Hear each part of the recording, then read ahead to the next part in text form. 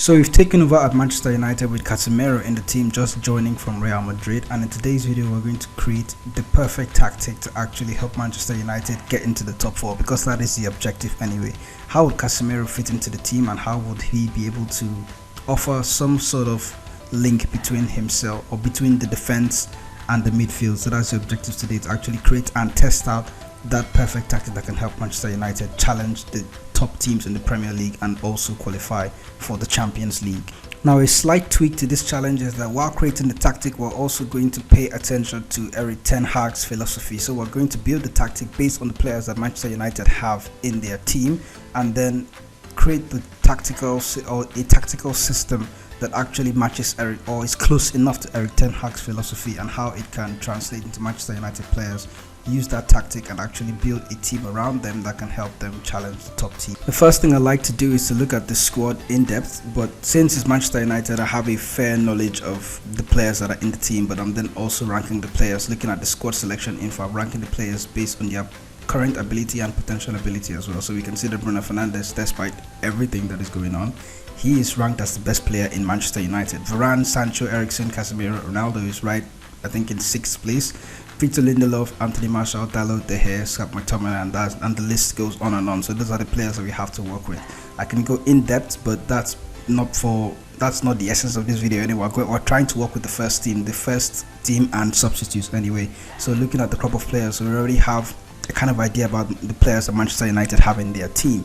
So that's who we're going to be building the tactic based on. Now, I am a big fan of the 4-3-3, but normally I'd use one defensive midfielder and then 2 central midfielders. But also looking at the 4-3-3 that is on screen right now, this is my preferred version of the 4-3-3 with 2 defensive midfielders, one of them actually getting forward and getting involved in the attack, and then the other one being a more solid defensive midfielder in the sense. But in recent Football Manager games, in fact throughout time playing Football Manager, I think since FM2017, I've struggled to actually get this tactic to work. So it's going to be tricky how we're going to do that this time. So I've filled in the player instructions, then you can see the player roles, and currently this is the idea I had in mind when I was throwing all these player roles into the game. Starting from the front, Cristiano Ronaldo is actually going to play as a poacher on attack duty. So his objective is not to really press that much, or not to try and create that much, in the sense of, there's no much pressure on him to do anything besides scoring goals. So his objective is just to be there in the box, try and get in on the end of those tap-ins. And then there's a player that's going to be supporting him and then creating chances for him as well to actually get those goals. That's in Jadon Sancho, playing on the right hand side as a winger on attack duty.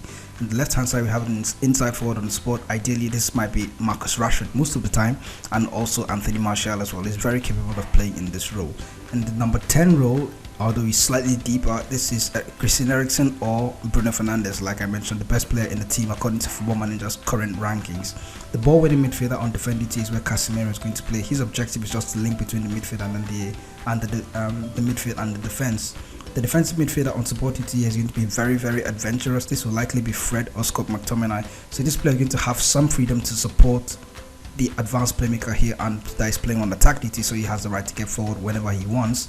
But his secondary, or should I say his prime objective, is actually to help out Casemiro in the defensive midfield position, and also help protect the defensive line, because Manchester United's defense has been quite weak. So it's interesting to actually have 2 players here, and also one of these players, the second player, that's the defensive midfielder on support duty, has license to get forward when the opportunity presents itself.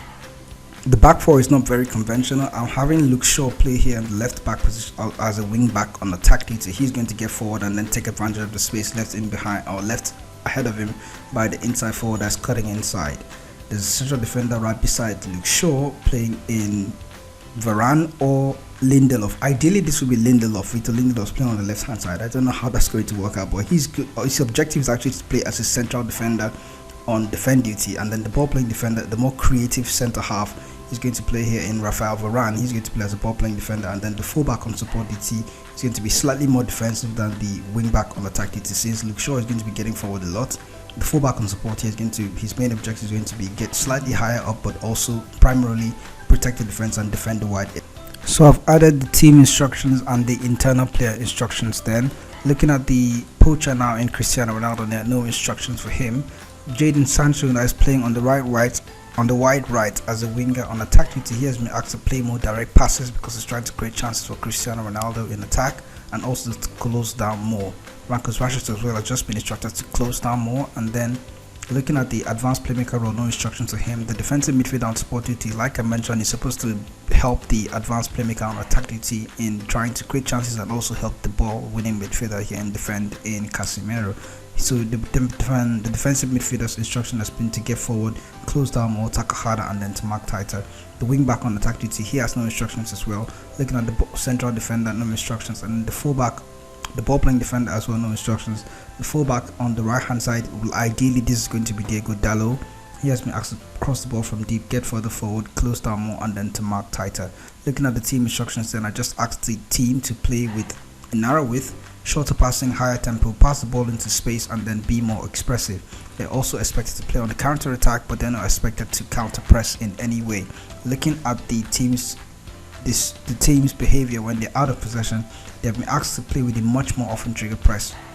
But you would notice that the line of engagement has been left to standard.